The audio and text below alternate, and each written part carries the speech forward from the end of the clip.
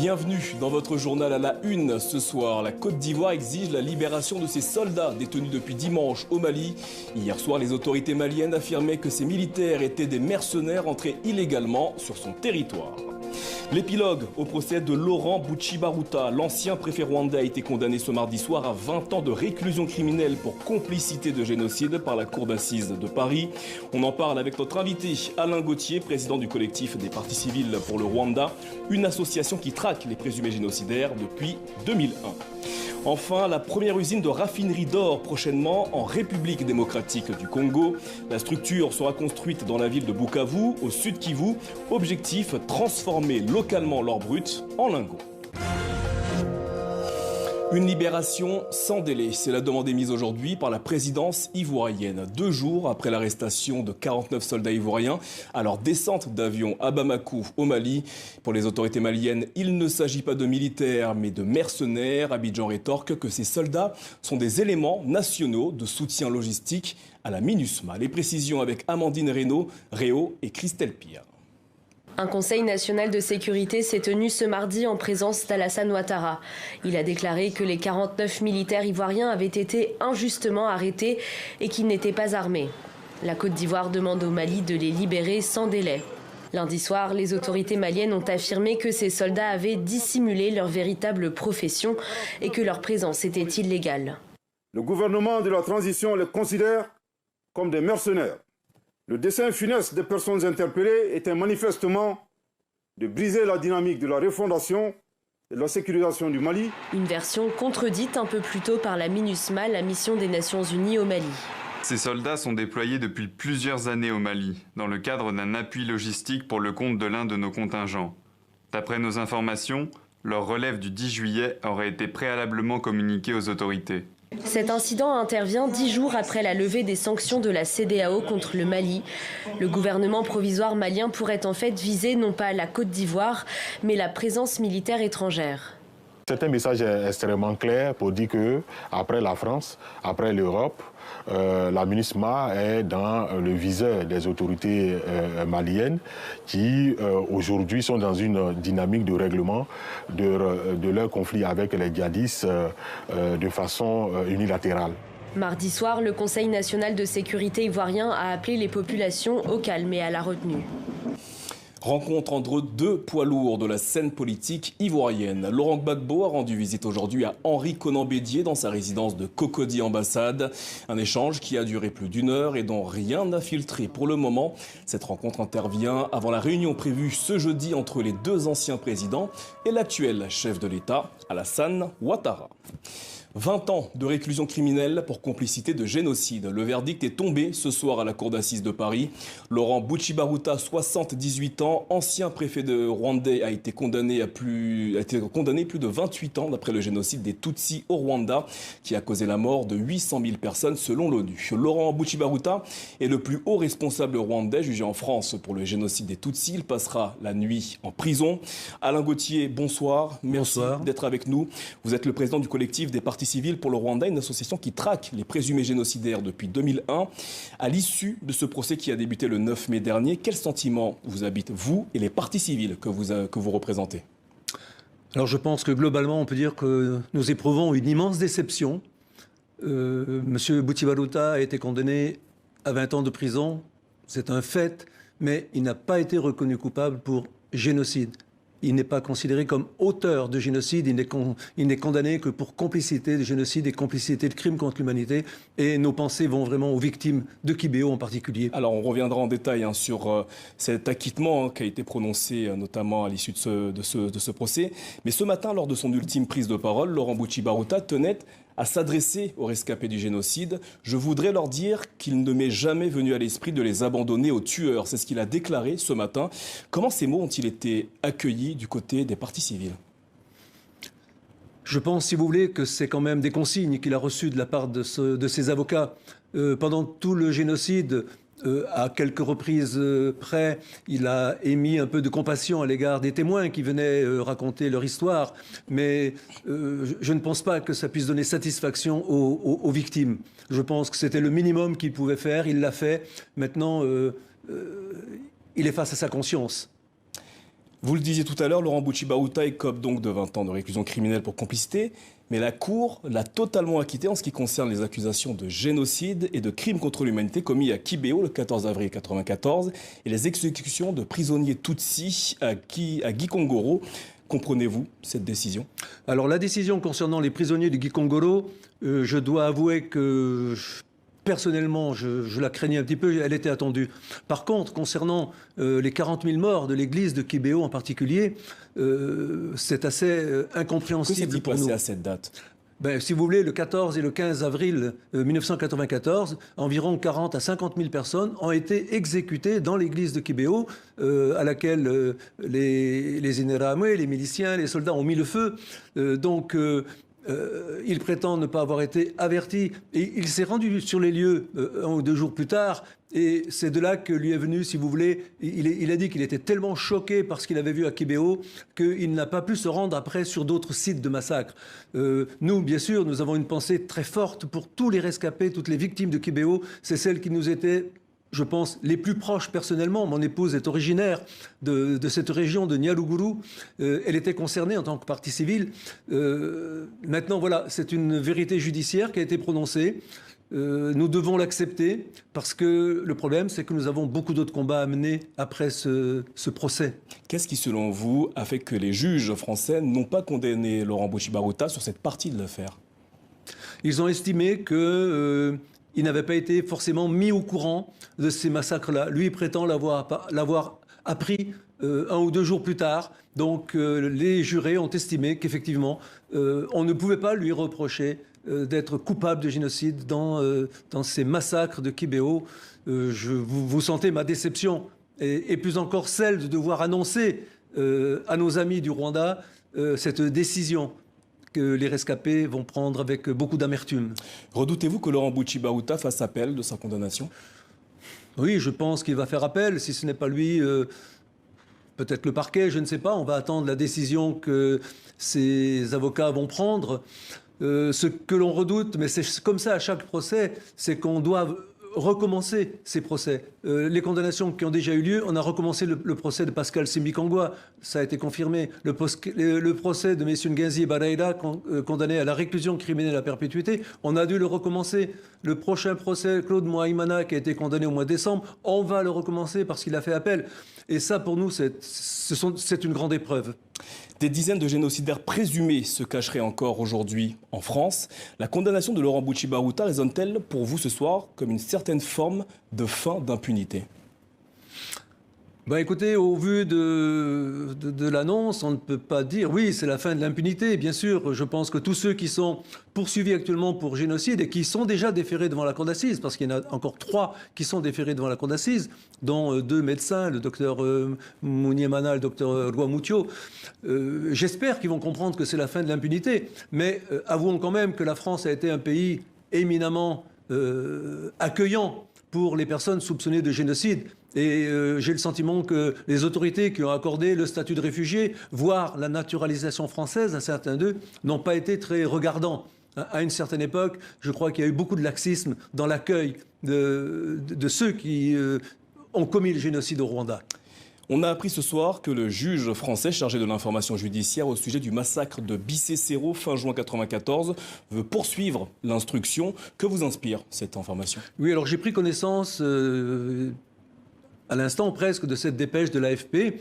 Écoutez, c'est une bonne nouvelle. Nous-mêmes, nous ne sommes pas partie civile dans ce dossier, mais j'ai lu que, suite au rapport Duclerc, le juge Raffray avait l'intention de faire entendre 2 éminents personnages haut placés dans l'État auprès de François Mitterrand à l'époque. C'est le général Queneau, qui était le militaire, qui était à côté du président Mitterrand, et M. Hubert Védrine, qui était le conseiller à l'Élysée. Donc, c'est une bonne nouvelle.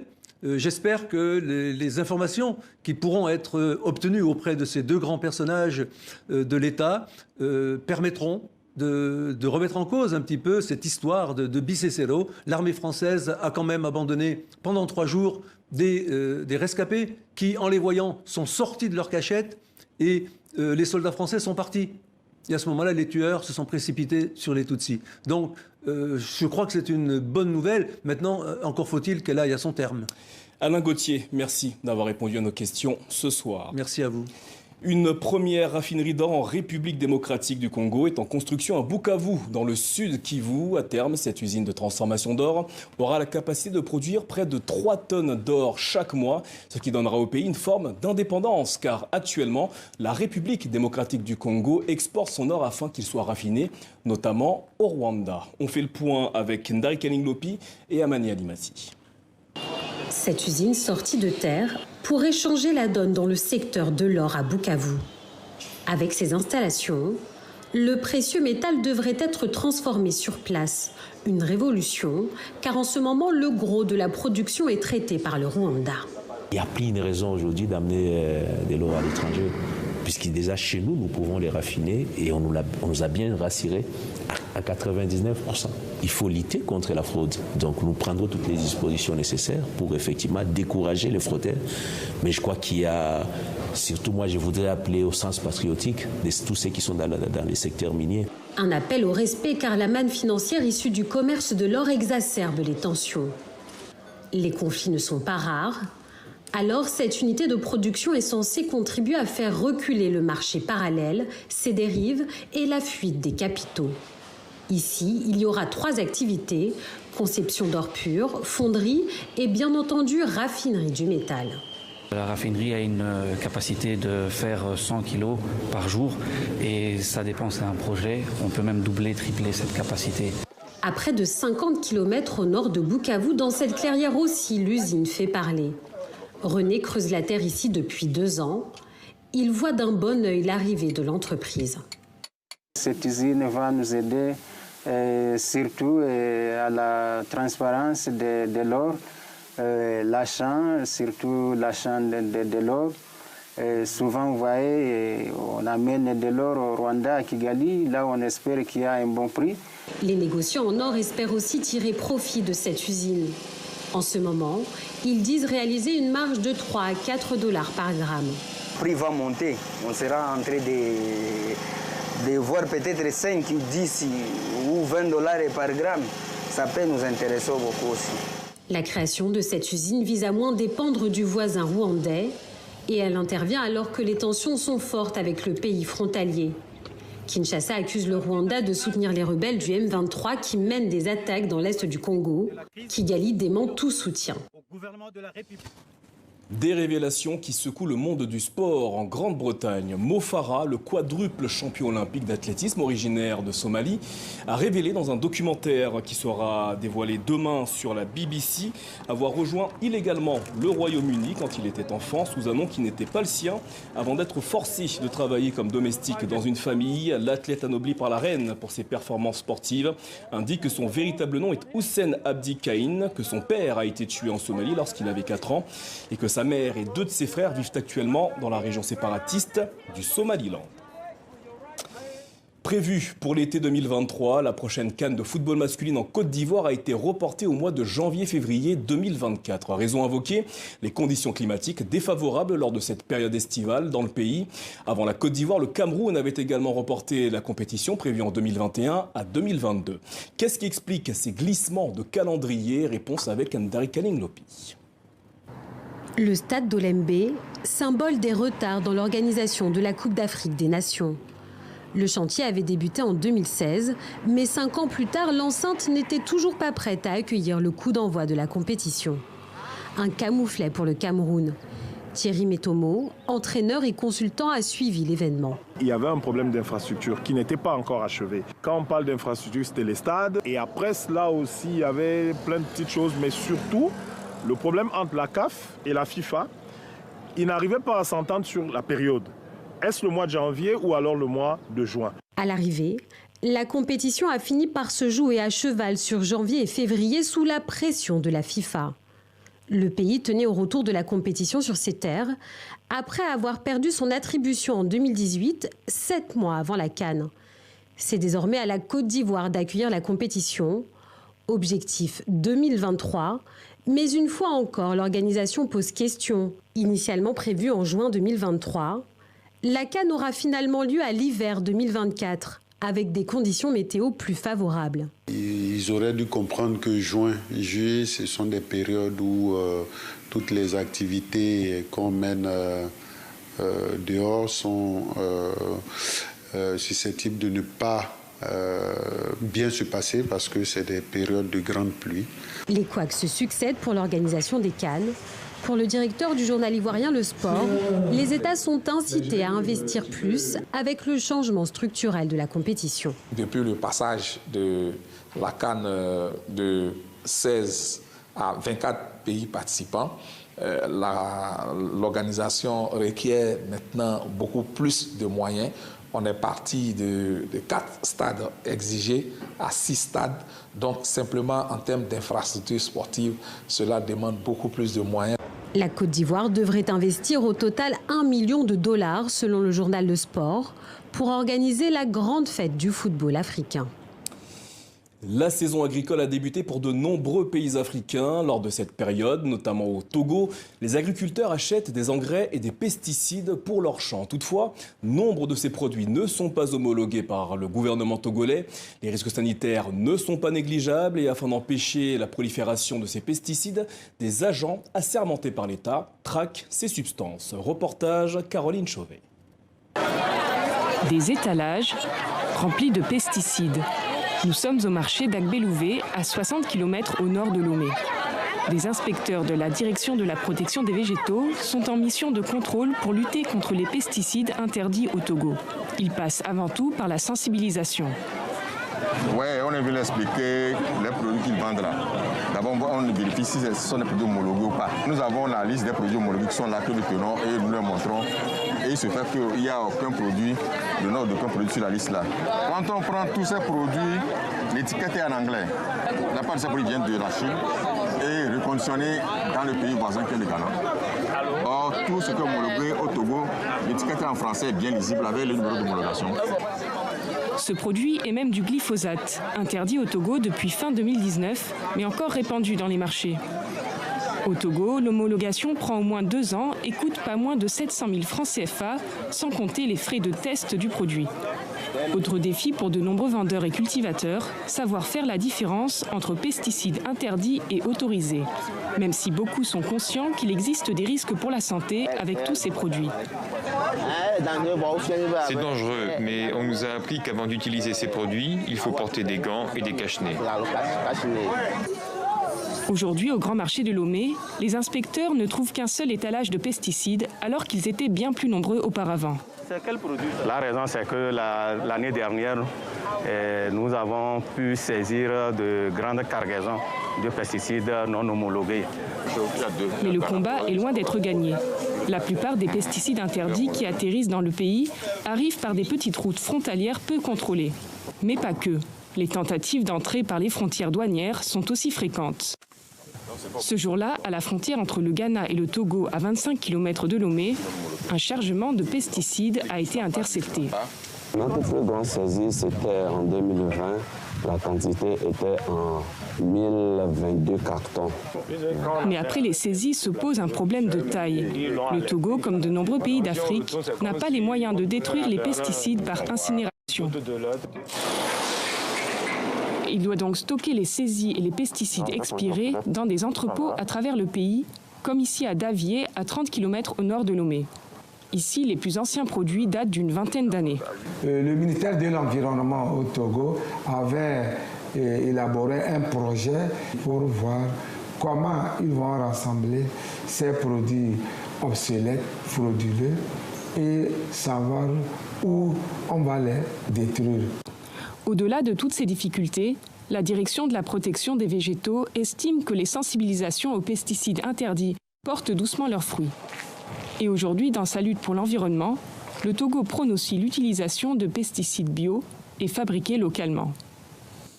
Le Nigeria, la nation la plus peuplée d'Afrique, a perdu plus de 10% de sa couverture arborée au cours des 2 dernières décennies. La forêt d'Akure-Ofosu, qui abrite des primates en voie de disparition dans l'état d'Ondo, est confrontée à une déforestation massive. Illustration avec ces images commentées par Karine Barzegar et Lionel Bellon. Au plus profond de la forêt, près du village débouté Iparé, Egbontoloa Marigui cherche un arbre. Il porte son choix sur un grand acajou et là-bas, méthodiquement. À 61 ans, ce père de famille est l'un des nombreux bûcherons qui exploitent les forêts de l'État d'Ondo, dans le sud-ouest du Nigeria. Avant, cette activité d'exploitation forestière était différente. On pouvait abattre plus de 15 arbres au même endroit, mais maintenant, si on arrive à en trouver 2, c'est une bénédiction pour nous. Selon l'ONG Global Forest Watch, en 20 ans, le Nigeria a perdu plus d'1 million d'hectares, 11% de sa couverture arborée, soit plus de 500 millions de tonnes d'émissions de CO2 qui ne sont plus absorbées. Ici, on abat les arbres pour l'agriculture, pour l'ameublement ou encore pour répondre à la demande énergétique d'une population de plus en plus nombreuse. Une catastrophe selon les écologistes nigérians. Au moins 300 millions d'arbres sont coupés ou perdus chaque année dans ce pays. On doit donc planter 300 millions d'arbres par an, juste pour nous maintenir. On coupe tant d'arbres depuis tant d'années que ça nous donne une idée de l'immensité de la tâche qui nous attend. Trop d'arbres coupés, trop d'exploitation illégale. Un désastre pour l'environnement, mais aussi pour les familles de bûcherons elles-mêmes qui n'arrivent plus à en vivre. Si je coupe 3 arbres seulement, cela ne me suffit pas. J'ai besoin d'en couper 10, 20, 30 ou même plus. Mais il y a trop de bûcherons par rapport au nombre d'arbres disponibles. Ça n'était pas comme ça à l'époque de nos ancêtres. Une fois abattus, les arbres sont remorqués en radeau puis par bateau via les rivières de l'État d'Ondo jusqu'à Lagos, à 260 km de là. Ces milliers de troncs sont ensuite regroupés dans la baie avant d'être transformés en usines. Lors de la COP15 à Abidjan, le président nigérian Muhammadu Buhari a annoncé la création d'un fonds national dédié aux forêts. Selon la FAO, le taux de déforestation du Nigeria est l'un des plus élevés au monde. L'Organisation internationale de la francophonie organisait cette semaine la 2e mission économique et commerciale de la francophonie, un événement destiné à intensifier les relations économiques et commerciales entre les entreprises des 88 pays francophones, tout en valorisant leur potentiel économique, technologique et financier en Afrique centrale et au-delà. Je vous propose d'écouter la secrétaire générale de l'OIF. Je n'étais pas à Libreville, mais mes équipes me disent que nous avons identifié déjà une dizaine de projets qui sont en discussion. Donc les deals seront signés bientôt aujourd'hui lors de cette mission de Kigali. 3 deals qui sont identifiés pour signature d'ici la fin de la mission, donc demain soir. Des propos recueillis par notre correspondante Mariam Koné. Justement, l'Organisation internationale de la francophonie est sollicitée par certains entrepreneurs africains afin de développer des secteurs d'activité. C'est le cas au Gabon. Le pays souhaite redynamiser sa filière chocolat. Notre équipe sur place a rencontré certains de ces acteurs. Reportage Yves-Laurent Goma, Bétine Makosso, Anaïs Furtad et Clémentine Gardet. Du chocolat sous toutes ses formes. Dans cet atelier de Libreville, les frères Ayimam Benoué mettent les bouchées doubles. L'activité reprend peu à peu après s'être arrêtée net à cause de la pandémie. Donc nous allons tabler le chocolat, c'est-à-dire plutôt mouler le chocolat. Une entreprise familiale spécialisée dans le chocolat, lancée en 2020. À l'origine, les fèves de cacao achetées au Gabon étaient traitées dans un atelier italien. Désormais, le duo change de stratégie. Ici, c'est vraiment 100% made in Gabon. Donc vous avez du cacao gabonais, vous avez du sucre gabonais, vous avez même de la main-d'œuvre et un savoir-faire gabonais. Des tablettes de chocolat disponibles dans les supermarchés de la capitale. Des produits intégralement fabriqués au Gabon, un argument de vente qui marche. C'est l'un du chocolat que j'aime bien consommer au quotidien, moi-même ainsi que mes enfants. Et c'est un produit du terroir, made in Gabon. Les frères Ayimam Benoué souhaitent accroître leur production, pérenniser leur activité et créer des emplois. Ils ont demandé l'appui de la mission économique de l'Organisation internationale de la francophonie. Nous voulons faire justement un transfert des technologies et du savoir-faire ici au Gabon, avec donc une augmentation de nos capacités de production d'environ 1 à 2 tonnes de chocolat par jour, ce qui permettra donc de tirer toute la filière de cacao. Confronté au déclin de sa production pétrolière, le Gabon souhaite relancer sa filière cacao. Le pays mise sur la qualité de sa fève pour se positionner sur le marché international. Objectif, passer de 109 tonnes de cacao en 2020 à 3000 tonnes d'ici 2025. Merci. Ainsi va l'actualité sur le continent. Retrouvez toute l'actualité africaine sur notre site tv5monde.com ainsi que sur nos pages présentes sur les réseaux sociaux. D'ici là, prenez soin de vous. On se retrouve demain pour de nouvelles informations en provenance du continent africain. Bonne suite de programme à toutes et à tous sur TV5 Monde.